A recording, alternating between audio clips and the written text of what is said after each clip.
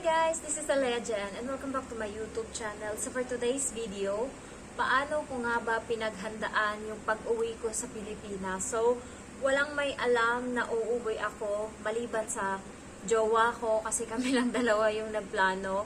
And medyo mahirap siya kasi nga malayo yung namin, yung province namin. So kailangan ko pa talagang mag-asikaso and hindi pwede na darating kami sa bahay na wala kaming pagkain kasi nga ito yung jowa ko gutom yan. So mula kasi sa Hong Kong magfa-flight ako papuntang Manila, and pagdating ng Manila flight uli ako, sakay uli ako ng eroplano papuntang Bacolod. Pagdating ng Bacolod sasakay ako ng van papunta ng South Terminal ng bus, and then pagdating doon magbabas ako papunta doon sa amin.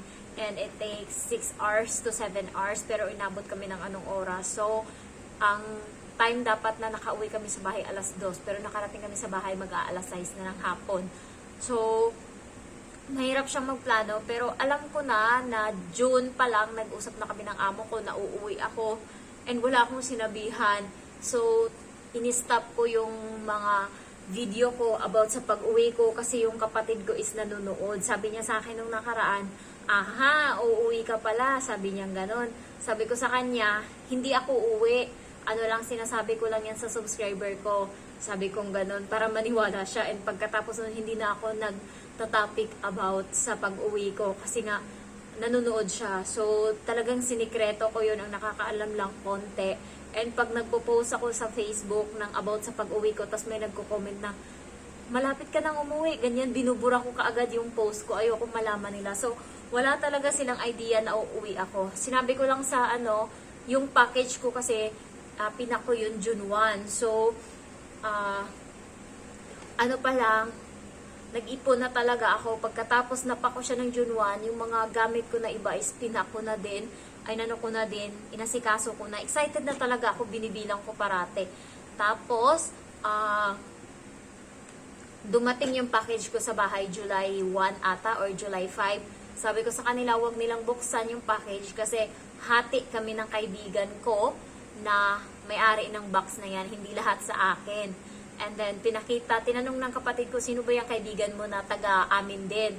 Tapos may kaibigan ako na taga-Antique siya, pero hindi ko siya pinopost sa Facebook, hindi basta nagmi-meet kami, nag-ano kami ng picture, pero hindi ko pinopost. Tapos nung tinanong ng kapatid ko sa akin, sino ba yung kaibigan na yan? Kasi alam niya lahat ng mga kaibigan ko. Sinend ko sa kanya yung nag-iisa kong kaibigan na hindi ko pinopost. Tapos, sabi niya, parang familiar yung mukha. Sabi niya gano'n. Natawa na lang ako kasi hindi talaga taga-amin yung pinost ko na yun or pinakita ko sa kanya. So parang nawala na yung duda niya sa akin na uuwi ako dahil may pinakita ako sa kanyang picture. Tapos sabi niya familiar daw yung mukha nung nag-aaral pa kami. Sabi ko kasi batchmate ko siya nung high school. So hindi niya na masyadong maalala. Tapos, yun, nung dumating na yung araw na uuwi ako, tumatawag yung mga kapatid ko sa akin. Kino-confirm nila kasi alam nila Sabado day off ko. So tumatawag sila, sabi ko, pinapatrabaho ako ng amo ko, hindi ako pwede kasi bagyo nun, di ba? Sabi ko bagyo dito sa Hong Kong. So imbis daw na maglakwatsa ako sa labas kasi delikado, pinatrabaho ako ng amo ko. Ang dami ko talagang tagpi-tagping kasi nungalingan. And then yun, nung okay na, tumawag na naman yung kabila kong ate. Sabi ko, hindi ako pwedeng mag-video call kasi nga madilim sa kwarto. Sabi kong ganun kasi maaga pa siya tumawag. So, linggo yun ng umaga siya tumawag. Pero, nung time na yun is nasa Bacolod na ako. So, pagdating namin ng Bacolod, ng jowa ko, syempre, nag-check-in kami sa hotel and then lumabas kami, nagpunta kami ng SM Bacolod. And then, kumain kami sa Mang Inasal kasi yun talaga yung gusto kong kainan. Simula nung Hong Kong pa lang ako, parati kong pinopost yung Mang Inasal. So, nung pagdating talaga dun, kahit anong mamahaling restaurant pa dyan, itapat mo sa Mang Inasal. Mang Inasal talaga yung pinili ko. So, nakaubos ako ng 4 rice. And then, yung jowa ko 1 rice and then halo-halo sa kanya. Pagkatapos nun, lumabas kami, nag-order kami sa Starbucks. Yun, kasi nga, grabe talaga yung cravings. Gusto ko talagang kumain ng kumain. So, nag-Starbucks kami. And then, nagbili kami ng cake. sa Goldilocks kasi walang brand na Goldilocks sa amin sa Sipalay. So, Bacolod ka lang talaga. Hindi ko lang alam sa Kabankalan kung meron. So, Bacolod lang talaga makakabili. And then, yung paborito ng mama ko, yung kettle corn na popcorn. So, nagbili ako nun ng 3. So, grabe, kaya yung ubusin ng mama ko. Yung pinakamalaki, yung 300 plus. 360 ata yun. Kaya, isang upuan, kaya niya yung ubusin. So, nagbili ako sa kanya nun. And then, ayun, bumili din ako ng piyaya, ganyan, yung sa bongbong na brand dito sa Bacolod. Tapos, nag-prepare na talaga ako. Ang dami naming dala pag uwi. Kaya, sa check-in na namin, ang ginawa ko, nag-book ako ng hotel malapit sa terminal ng bus. So, naglakad na kami siguro mga 15 minutes and dumating na kami doon. And then, bumili ako ng 5 lata na biscuit. Tapos, nagbiyahe na kami. Nakaalis kami kasi ng Bacolod, alas 10 na. Dapat kasi alas 7 nakaalis na kami doon. Tapos pagdating namin ng Candone, lumipat kasi kami.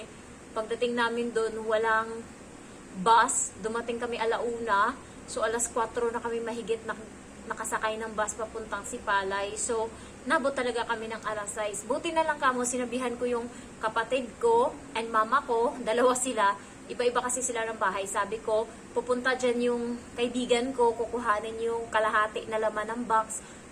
Padalhan nyo kamo ng pagkain kasi bukas flight niya na papunta Hong Kong. Tapos nag-request ako ng adobo na manok na native.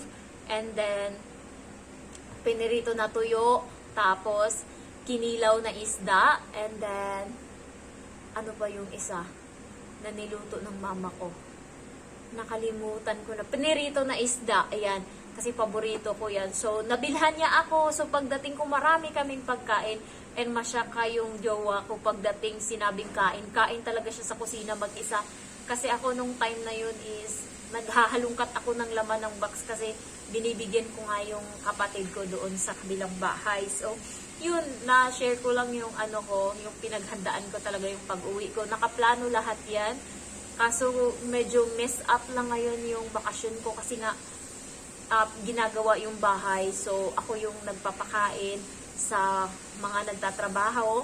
Tsaka, gusto kong lutuan ng lutuan yung jowa ko. Pero grabe kasi, ang ginagawa ko kasi naluto, yung malaking kaldero, yung nag-ano ako magluto, umaga. Ano namin, umagahan. Kumakain kasi kami umagahan, alas 8, alas 9 na. Pero yung papa ko maaga siya kasi may sakit siya. Tapos, yan na yung pagkain ng panday ng tanghalian.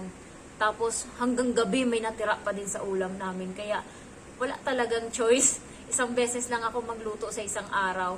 Kasi nakakatamad, nakakapagod. And sana nga matapos na tong bahay. Kasi yun lang talaga yung iniiyak ng papa ko. Na ang wish niya lang bago siya mamatay. Kasi nagkasakit siya. Kala nga namin mamamatay na siya. Ang wish niya lang isa na matapos ko daw yung bahay kahit mabubungan ko lang. Basta makalipat lang sila. Kasi yun talaga yung bahay na talagang inano niya talaga na gusto niyang makita na matapos. Na-underestimate kasi yung bahay ko na yan. Kasi isang taon na yan mahigit na tambay.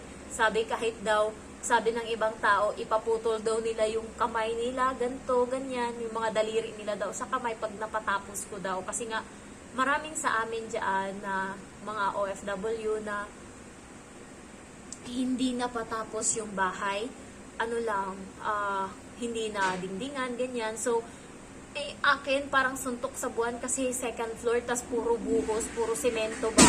Magasto siya. Totoo nga, naka 400,000 na ako sa unang palapag pa lang. Tas sa pangalawa ngayon, hindi ko na mabilang, pero nakasobra 100,000 na din ata kami. Pero, yun, yung ina-underestimate ako, doon ako mas nagpupursige. Tahimik lang ako na gumagawa ng paraan para ma-okay yung bahay ko. So, yun yung inaano ng papa ko na iniiyakan ko ngayon na sana nga, kahit hindi ko man matapos, kahit papano, matirhan na nila ba, malipatan. So, yun lang yung pinipray ko na sana magawa ko. And, tinanong ako ng jowa ko kung ano yung gusto ko, kung sing-sing o tulungan niya ako sa bahay. Tapos, sabi ko sa kanya, pwedeng tulungan mo na lang ako sa bahay. Sabi kong ganun. So, yun, thankful naman ako kasi sabi niya, sige, yun na lang. Kasi sabi niya, pwede naman daw na dalawa yung bilhin niya. Pero sabi ko, masaya na ako pag matulungan mo ako sa bahay. Kasi nga, gusto ko talagang matapos siya kahit papano. So, thank you for watching guys and I love you all. Bye-bye.